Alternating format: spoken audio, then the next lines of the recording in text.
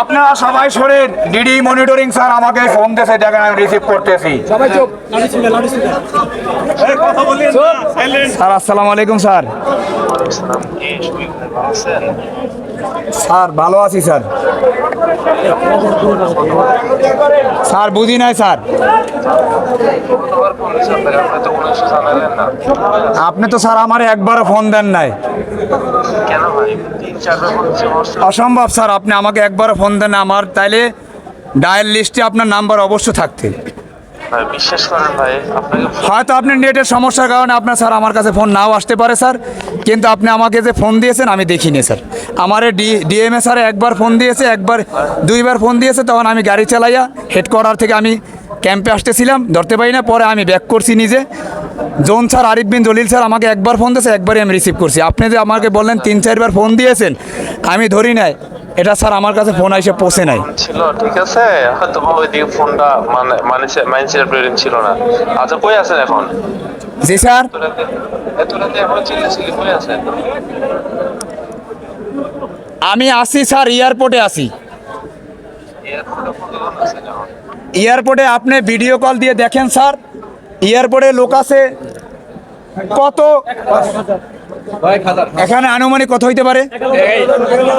হ্যাঁ, 1400 লোক স্যার। রাস্তা কি ব্লক করে দিয়েছেন নাকি? জি স্যার। রাস্তা কি ব্লক করে দিয়েছেন? স্যার রাস্তা ব্লক করে দিছি, মানে আমরা রাস্তা তো ব্লক করার জন্য আমরা রোডে নামি নাই। আমরা আমাদের এক দফা এক দাবি, আমাদের চাকরি জাতীয়করণ চাই। আমরা আমাদের ন্যায্য দাবি এবং আমরা আমাদের ন্যায্য অধিকারের লক্ষ্যে আমরা পথে নামছি। আচ্ছা ঠিক আছে, এখন কি সেই ক্ষেত্রে কি মানে রাস্তায় আপনার রাস্তার মাঝখানে দিয়ে দাঁড়ায় গেছেন নাকি? রাস্তার মাঝখানে আমরা দাঁড়াই নেই, আমরা আমাদের ক্যাম্পের সামনে। সব জায়গায় দাঁড়াবো আমরা এয়ারপোর্ট হাজি ক্যাম্পের সামনে। আমরা সামনে আপনাদের অফিসে আসবো, আমরা আপনাদের অফিসে আসবো।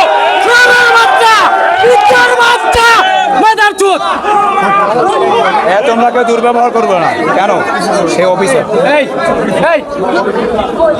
একদমই খারাপ করবে বকার দরকার।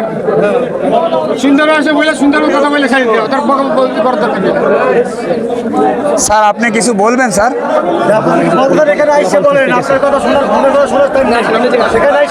স্যার আপনি এভাবে কথা রেকর্ডিং করার কোনো প্রয়োজন নেই। আপনার যদি কোনো কথা থাকে আপনি সরাসরি স্পটে এসে আমাদের এই কর্মবিরতি থেকে, এই বৈষম্য বিরোধীর থেকে মুক্তি যদি আমাদের দিতে চান, হয় আমাদের মুক্তি দেন, না হলে আমাদের মেরে ফেলান।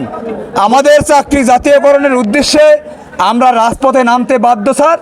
হয় আমাদের বাঁচিয়ে রাখেন, না হলে আমরা এই অবহেলিত আনসার আমাদের মেরে ফেলান স্যার। এমনি মরে আসি, সমস্যা নেই। স্যার আপনি আমাকে হুমকি দিয়েছেন, আপনি আমারে বলেন তুমি যা কিছুই করো সব কিছু আমার কাছে ডকুমেন্টস আছে, দেখে নেব।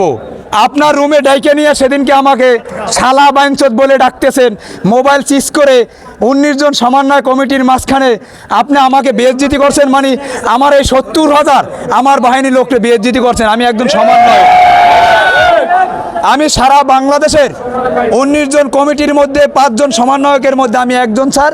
আপনি আমাকে স্যার কাটতেছে।